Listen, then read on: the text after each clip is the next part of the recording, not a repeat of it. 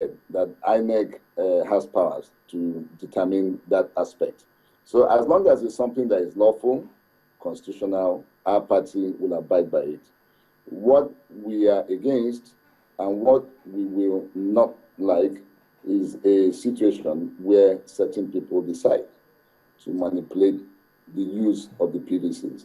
I am stating this and I'm emphasizing on it because of certain information that we have about the application of the PVCs on that day. For the sake of our democracy, for the sake of our elections, let us have free, fair, and credible elections. Let me ask you, you used the word manipulate more than once now. Who exactly are you talking about? Who wants to manipulate the elections? I'm talking about the same set of people who ensured that non-indigenous could not collect their PVCs in certain states, some select states. And we did make a press statement on it. We publicized it, and INEC have accepted that this happened. So we hope that same people will not do the same again with the PVCs on that day. All we are asking for, all we are demanding for, all we want is credible elections, free elections, because we know and we believe that we'll win the elections. We just want free elections, that's all. Okay. We don't want people, because of their relationship, to use INEC to influence the votes. All right. On that. I'll come back to you in just a moment. Lai Mohammed, so many innuendos there, I'm not sure, so that people don't misunderstand what's going on. Do you perhaps know anyone? Is any party mentioned? Has he written to your party about their concerns? Or did you see the letter they wrote to INEC about people trying to manipulate the elections? No, I think what I can deduce from the innuendos is that they're actually passing a vote of no confidence in INEC. And that would not surprise us, because I think a few weeks ago, it was reported in the papers that the PDP had passed a vote of no confidence in INEC. And I remember about a week and a half ago, the chairman of the President Jonathan's Presidential Campaign Committee, Colonel Ahmadu Ali, actually said we should use TVCs instead of PVCs. Well, like we said, these are at the level of innuendos. He says to say which party is involved. But you see, what makes the whole thing strange to us is that we are an opposition political party. I mean, if anybody should accuse anybody, I think probably the customary is the opposition that says, oh, the ruling party is who is the appointee, who is the appointer of the INEC chairman, and all the commissioners might likely manipulate the elections in their favor. But all we're discussing so far, in my view, is the issue of PVCs and the issue of card readers. And from the account of Olisah Jega, not just today, but because I was fortunate to be at the inter-party meeting at which this card reader was discussed, we feel fairly confident and certain that the use of card readers, would eliminate, a substantial, percentage of electoral malfeasance. And this is where we stand. We don't know who is close to who. I don't think the card reader can be that manipulated if we are to believe what INEC has told us. Okay, let me get to our correspondent, Emmanuel Leroy. He's in Port Harcourt, in Okrika specifically. We spoke to him earlier, and he's here now. His report is coming up now to bring us up to date concerning what went on there. Hello, Emmanuel.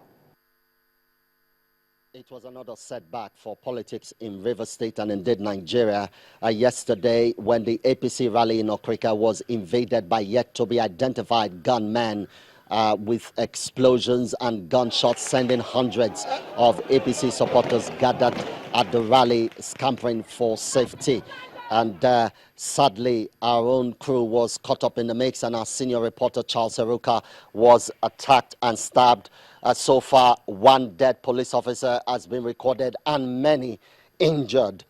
This, of course, reduces to mere paper value the peace accord signed by all political parties in Rivers State recently in Port Harcourt. And just by way of advice, analysts say that rallies do not necessarily win elections. The number of eligible voters do. Well, thank you, Emmanuel. That leads us to our next talking point today on Nigeria 2015. And let me start with Lai Mohammed. Electoral violence. Several peace accords. We started seeing it with your presidential candidates and that of the People's Democratic Party. They hugged themselves, they signed that accord, and everybody, they were happy. The images were circulated across the country, and people thought, oh, finally, we could heave a sigh of relief and blow our cheeks out that eventually we should go ahead and have peaceful elections. But this development in Rivers State, what's your understanding of what happened? Well, I think if you remember that peace accord, what was the content of the peace accord? The peace accord, the parties, especially the one between the presidential candidate of my party and President Goodluck Jonathan, was to the fact that each of the parties will run issue-based campaigns. Each of the parties would avoid, using religion or ethnicity, to campaign. Each of the parties should shun provocative and abusive and insultive language. Each of the parties should try as much as possible to educate their supporters on the need to shun violence. Now, I think at the end it was my party, the APC, that said it should also be included, that there should be a level playing ground and the government should be completely neutral in this process. Now, but you see, the accords was broken barely 2 days after it was signed by that very provocative and inciting advert that Governor Fayose put in the newspapers. Now, that was not in the spirit of the accord.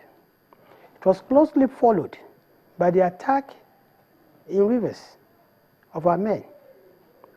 Now, you see, for me, whether the violence emanates from the APC or from the PDP should be condemned.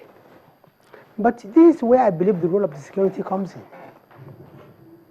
If the security is totally neutral in these matters, and the security is sincere, it will be easy to contain violence from either party. Situation where the security said they cannot contain violence, then it means that we're a failed state. And in the case of Rivers, it becomes much more painful that there have been more incidents of violence in Rivers than in any other state in the country. And there's been more incidents of violence in this particular Okrika local government than any other local government in Rivers. And of course, the first lady comes from Okrika local government. Are you saying that because the first lady comes from Okrika local government, the opposition party cannot campaign there? And one begins to wonder, where was the intelligence? What happened in Okrika yesterday was clearly either a failure of intelligence, connivance on the part of the security, or a combination of both. Okay, let me bring in Chief Metuh here. Chief Metuh, give us your impression of the peace accord and what happened in Rivers State. Well, basically, our party, we believe in peaceful elections. We sincerely want these elections to be peaceful. We have signed the accord with the opposition party.